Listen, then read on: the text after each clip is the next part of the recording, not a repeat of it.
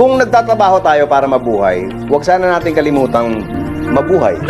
Ang ibig sabihin, dapat may oras tayo para sa trabaho at may oras dapat para sa sarili mo. Dapat pantay lang sila, dapat balanse.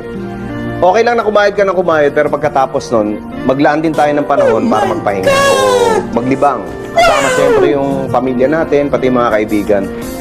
Aanin mo yung mataas na posisyon o mataas na sahod, kung papatayin mo naman yung sarili mo sa trabaho. May dahilan kung bakit ang tawag sa trabaho ay hanap buhay.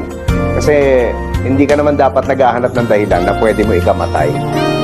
Huwag mong husgahan ang isang tao bisa uri ng kanyang trabaho.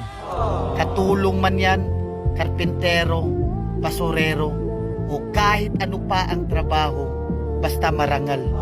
Dahil hindi naman batayan ang trabaho para respetuhin mo ang isang tao. Dahil ang buhay, kailangan natin ng diskarte para umasenso.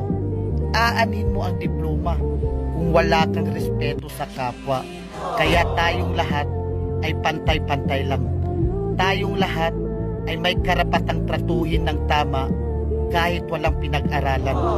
Tandaan natin, kahit ano pang kurso ang natapos mo, kahit ano pang diploma ang hawak mo, kahit mayaman o mahirap ka lang, lahat tayo kapag namatay. Parang may naamoy akong hindi maganda. Lumang nakaukit sa lapida natin